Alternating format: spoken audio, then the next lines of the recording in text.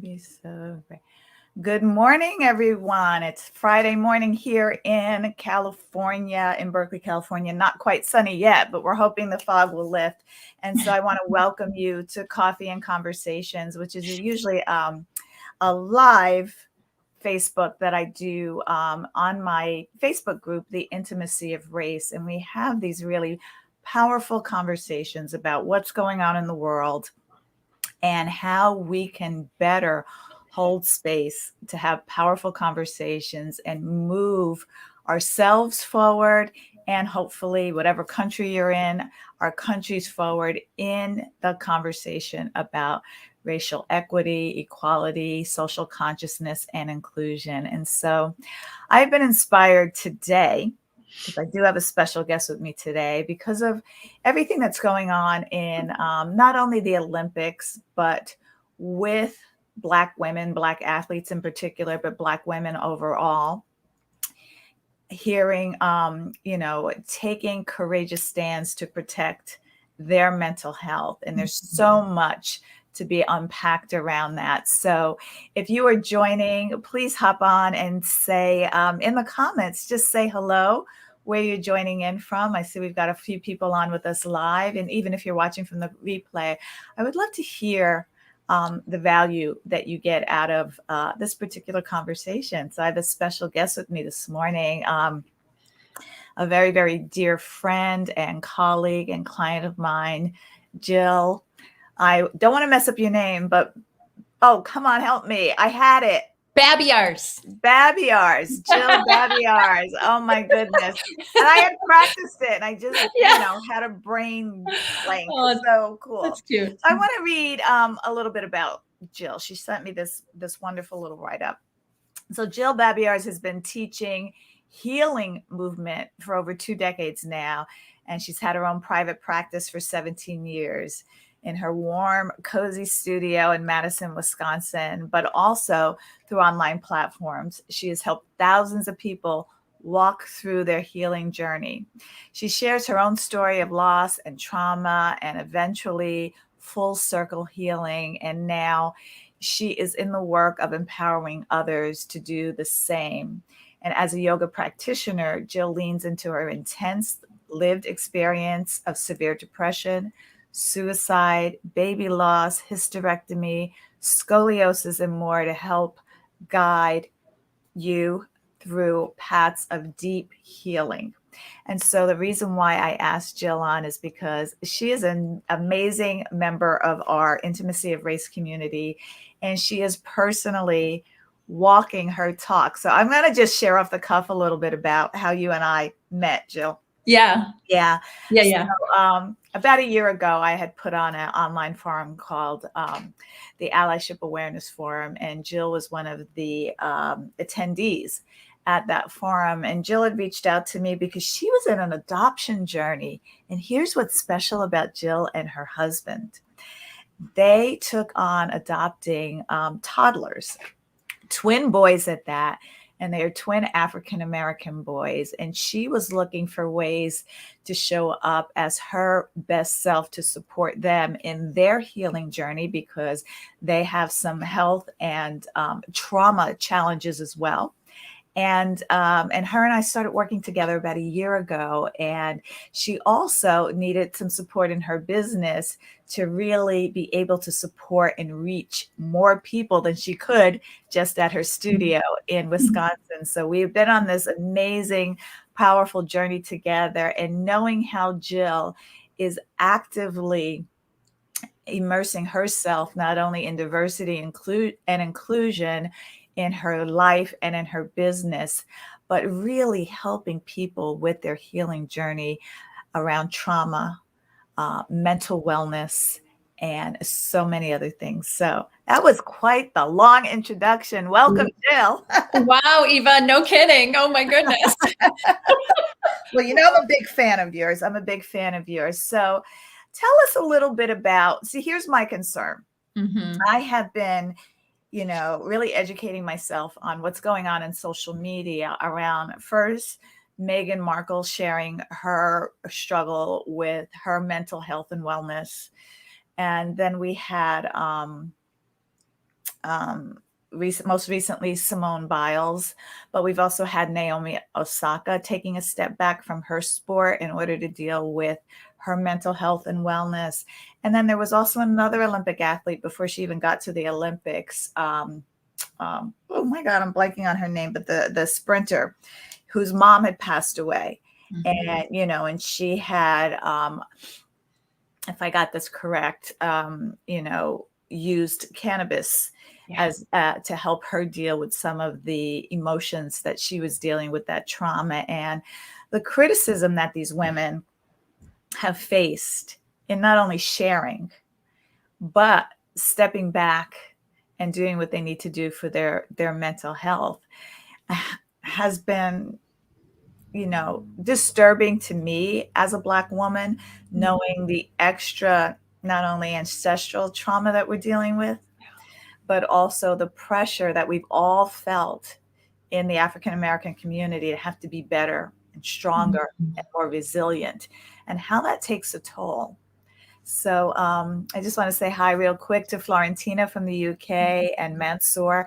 Thank you for joining us and letting us know that you're here. So anybody else who's on, please say hello. Marilyn is here from Daly City. Oh my God, Marilyn, I'm near you. I'm in Berkeley. So welcome. So tell me what's coming up for you as you are watching more and more people share about their mental health and wellness.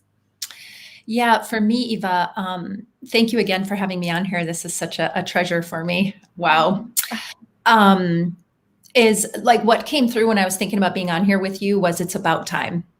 It's so interesting how that just that really simple sentence has been coming through when I see all of these women come forward with where they're at with their mental health and their mental wellness. And it really takes a lot of courage to step up like that. So to hear the public and other people talk about weakness, I think a lot of it to me is we're not educated on mental health, mental wellness, and we are always trying to do this comparison like they have been doing with Simone Biles. And I was a former gymnast of a really good team. And so that pressure is so strong. And there's always this mind over matter that happens with these athletes. I've worked with Olympic athletes in my studio here too. Oh, wow. And yeah. And the physical, it's fascinating working with them because the physical, is first. And when we work with yoga, we work with these different layers of the body that of course include the mental wellness because we work with emotions and we work with thoughts. And so often though the mind, that they'll push through the health of the mind, the thoughts, the messages, the stories. And then it oftentimes becomes physical, where all of a sudden an injury will happen because they're not mentally balanced and well. And then I think sometimes there's this, oh, that's easier. Like with Simone, how they're like, oh, it's an ankle injury, and then they had to, of course, there is stuff going on with gymnasts all the time with injuries, but then they had to, honor her and respect her way of wanting to be honest about this. And really tell us what is going on and that it has been hard for her for a long time. So, I was reading a little bit about her. I have my own story, of course, with depression and suicide. And she talked about sleeping a lot, after having to go through some abuse, healing that she's having to do. And this sleeping, she was like, oh, this is the only way I feel like I can survive right now. So if we don't know, I know it's really something. And if we don't know that help is there, we don't know how to talk about it, we don't know how to follow through with it. There's an acronym that I share with people called CPR, and it's something I learned in a suicide prevention course, and it stands for Connect and Persuade and Refer, Eva. And so CPR is an easy thing to remember for obvious reasons, right? And so if we can have those words ready when we're working with someone with mental health, so the connection part to me comes with, as you're sitting with someone, I'm curious how the trainer sat with Simone and, things that Naomi was told from the people close around her versus the public eye too. And when you sit and really meet someone where they're at, then that connection begins. And you can start to connect with them. And then The persuade part is you do have to know, you do have to know that there is help out there. So I often tell people, just like being on my anti-racism journey, which started even, went in even deeper as I started working with Eva, of course, with this group and such, but we don't know what we don't know. Mm-hmm. So then if we're sitting in this situation where someone's in this crisis, or like, Simone knew, I have to step away for my safety for multiple reasons. And so, if we don't know, if we're not in that understanding that there's help out there or there's something that we can do, we're not going to go forward, or we're not going to know how to help someone who's in this situation. And the referral piece is the last piece. And that is, once you know, then you can help refer. You can help figure out this person can help, or this person can help with your mental health and your wellness when you're in that type of situation. How can we as ordinary people, because, this is what's in the news, this is what's prominent, right, but there are so many struggling for so many reasons, the loneliness, the isolation of being in a global pandemic, and mm-hmm. also the triggering of traumas in the racial conversation that's going on, what we see in the news, what we hear in the news, what we read. I know in the group, The Intimacy of Race. And so if you guys are watching this on another platform, please go to The Intimacy of Race, because that's a powerful Facebook group that will give you a lot of resources for your own personal education. But I know a lot of times I read what I'm posting to share, and I feel trauma being triggered in my body. And so how can we notice and become aware of when we think someone needs that deeper connection so that we can do the CPR on it? Mm-hmm.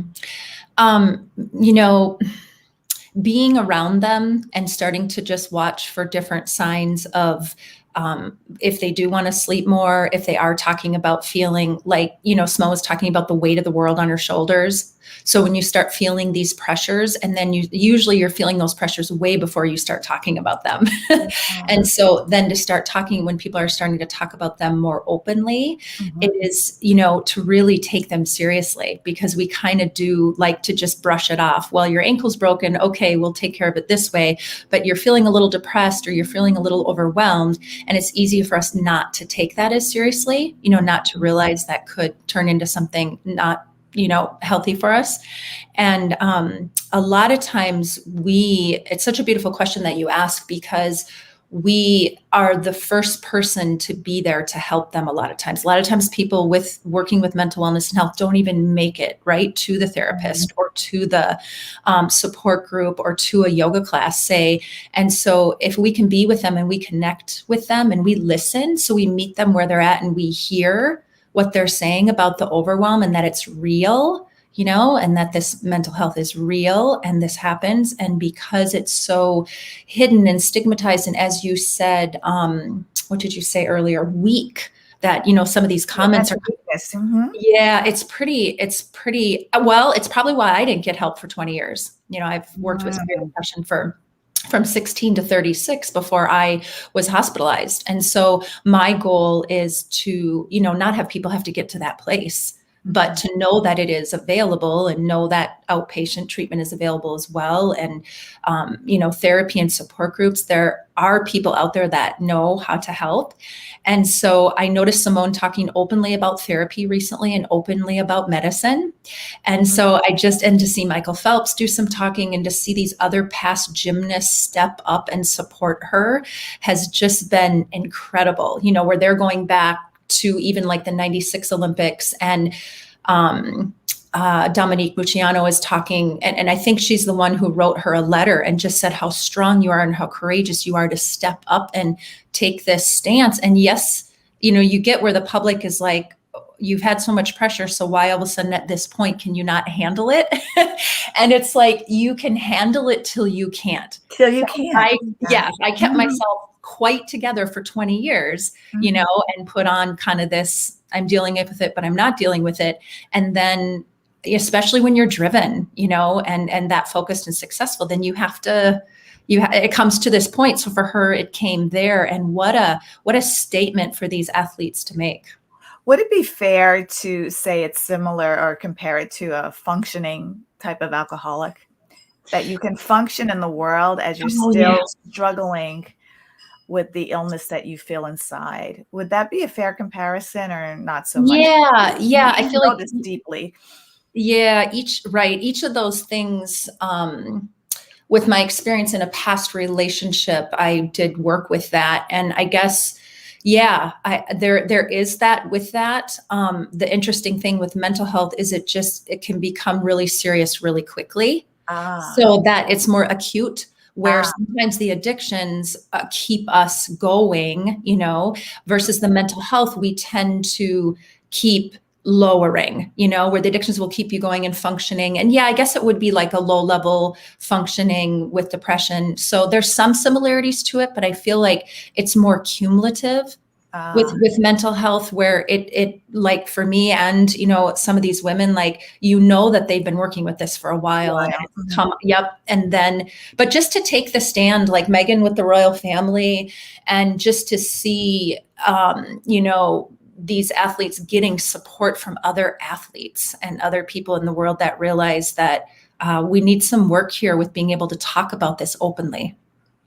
What are some questions? You know me and my questions, right? Yeah. What are some questions that we can ask people in our lives Mm, that that maybe we didn't even know are experiencing depression, and maybe they don't feel safe or comfortable sharing what's going on with them? What are some signs that we could visibly, intuitively pick up on, or some powerful questions that we could ask that would clue us in to knowing that this person needs a deeper connection right. and maybe needs some better support and help?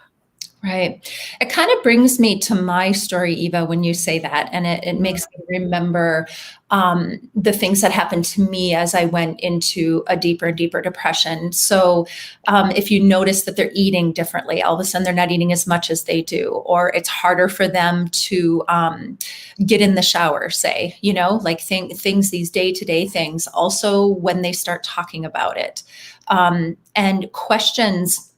I'm trying to think of my story and questions that people asked me. And probably what was most helpful is the people that were the most open. So, Jill, where are you at today? And how are you doing with your eating? How are you doing with your sleeping? How are you doing with your work? And so this meeting someone where they're at, if you really can be with them, so you sense where they're at, versus this, like, oh, I think it's going to be okay, or if you ask a question, how are you doing, and they don't answer it maybe the way you want to hear, so they say, well, I've been depressed lately and this is really hard. So you can meet them by honoring exactly what they said. So I hear you're depressed and this is hard, and that must be scary.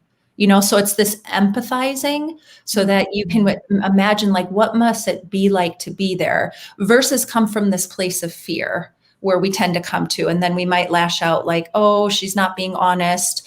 And those are the people, when I went through the journey, that were the least helpful for me, of like, well, you're talking about it, you're going to be fine, not taking me seriously, until I started getting more professional help. And then, it's, then it was taken more seriously, and noticing, like, this is serious, and it becomes serious really quick. And so that's where that being aware of how that person's life is going, and not being afraid to ask, oh, I see you didn't make it to work, these last couple of weeks. And also, like, if they have suffered a trauma, some of these athletes are talking openly about their traumas, and if they're recent, but even still, if they're a while back, that they have to process them, and they've probably never got help with that, or had anybody, so then it's not going to, our bodies are not meant to hold that. We want flow in all the different layers that we work with in yoga. And that's why the healing is so powerful, when you can work with the whole body. Yeah, I had someone say recently on a live that joined me on a live that we hold a lot of issues in our tissues. Yes, yes, that's a So, common one. Yep. yeah, issues in our Mhm. tissues. And so, Yep. what's coming up for me, because my dad is elderly and I can see that he's dealing with depression. He's not eating as much. He sleeps all day, but he's always slept a lot. So it's kind of like, but it's even amplified now because, you know, we have this gift of being able to sleep anywhere at any time in our family, even in the middle of a conversation. Oh my Um, gosh. but also, just the drive and motivation. I see it's different. Even when there's an opportunity to get out of the house and people are inviting you somewhere, what I notice with him is he doesn't even want to make the effort to Exactly. get dressed and to go out, and I don't know anybody, and and all of these things. And and what I noticed was, wow, this could be depression, because he doesn't know depression at 88. He Sure. says, I'm just feeling a little melancholy today. And All right. so, the challenge with that I had was, what are the appropriate questions to ask and dig deeper, and not just tell him, well, you should do this, Exactly, exactly. That's right? the key. Yeah, that's like that is such the key that you're able to again, meet them where they're at and try to it's almost like, the empathy of putting yourself in their shoes because to imagine what that's like. So that's hard for someone, like you're feeling good now, Eva, and you're with him and you're like, well, it's pretty easy for me to get out. It's pretty, some days maybe I don't want to, but like for the most part it is. But when you're working with depression, sometimes I like to say you're in this bubble and Mhm. you're in there and the world is kind of happening around you and you're not real sure how to get there because there's this heaviness Wow. that comes in that like it makes it hard to put one foot in front of the other, much less, so eat to get ready, but then much less go out and be in the public. Yeah. So it's this place that we're in with our mind, and it can happen, genetically, it can happen situationally. In my case, it's both. I have the traumas with the genetics. And so just this openness that is, needs to keep this conversation needs to keep happening so that people realize it's courageous to get help. And it's actually stronger and more courageous to get help than it is, not to, where they're talking Mhm. about this weakness. And so being able to like honor yourself and honor your journey and let yourself realize that part of your journey could be getting help. And again, it is not weak to be on medicine, it is not weak to be in support groups, to go to therapy. Some of these athletes, I've been following this close, and they talk about like, oh, the therapy actually helps. I think it was Simone's sister actually did some posting and she said, I don't know what the media's all doing with this, because she says, I've been going to therapy and it actually helps. And I kind of look forward to going. Where a lot of times, right, like it's not accepted, it's not talked about, Mhm. and so it's just really beautiful to see the support happening around these people stepping up and making such a statement. And I think like look what they're doing for all the other athletes, Eva, and all the Yeah. other people that are going through this but are afraid to talk. And it's like, whoa, if someone like Megan can talk about it openly or Simone, like holy cats, that gives a lot of empowerment to people. Mhm. It's I love how you say that, because when you said Megan, I automatically went to some of the criticism she got for being privileged, and how could you complain because you're Oh, privileged. yes. And yeah, in the Facebook group, the Intimacy of Race, and this live is going out on a couple of channels. Um, the reason why I created it was to create a safe space for people of privilege to share, Yeah. because and to Mhm. process and to deal without the criticism. Well, you're okay. So listen, let me just do one thing here to block someone here and delete the comments, because there is no marketing on this. So please just share where you're from. Thank you guys. Appreciate for keeping this a clean space. Um, and there is that judgment of criticism. What I'm finding, with white presenting people, well, you didn't have it as bad as certain other people, and everybody's on their own personal journey. And I think the point that we get to make when we're dealing with somebody's health and wellness is that everyone's journey is different. Everyone process things differently.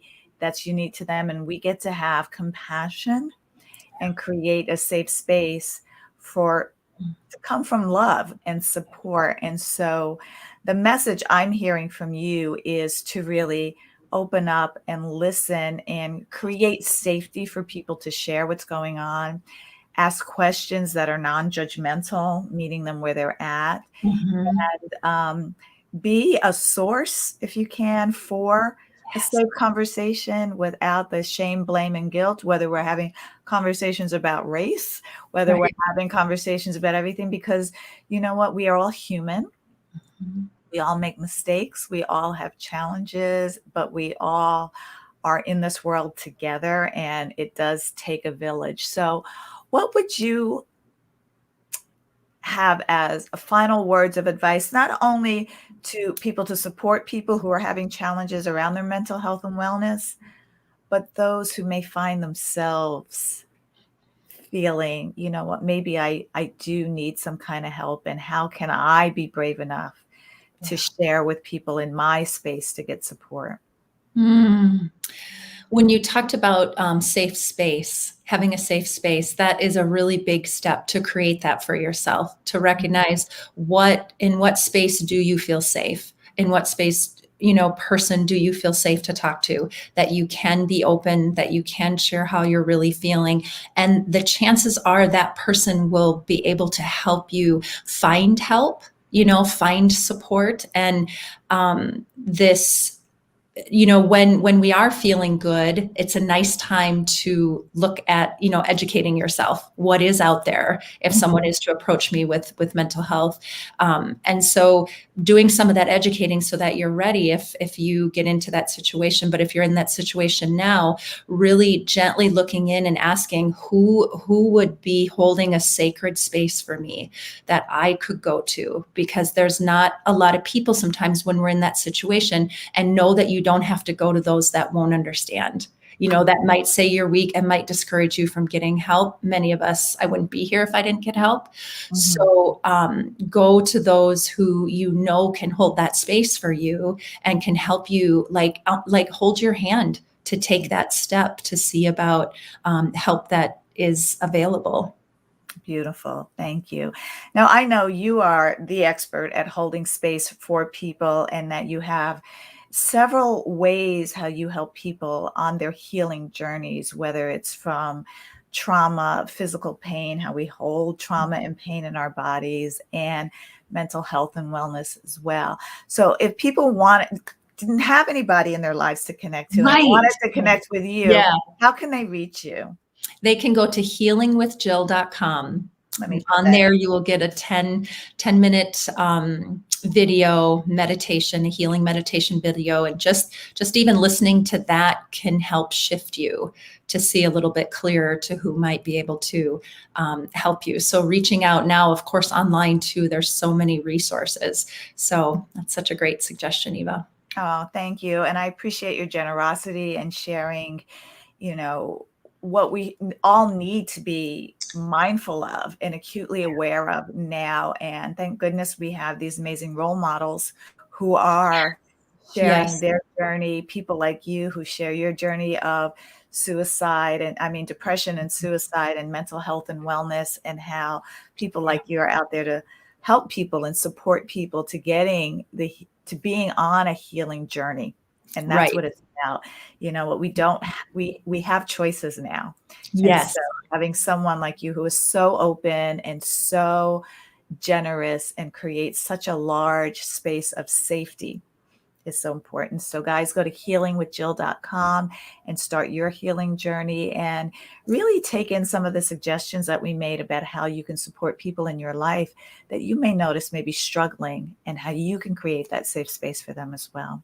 So thank you guys. I will see you next Friday at 9 a.m. Pacific time, 12 Eastern. And thank you for joining us on Coffee and Conversations. Mm. Bye.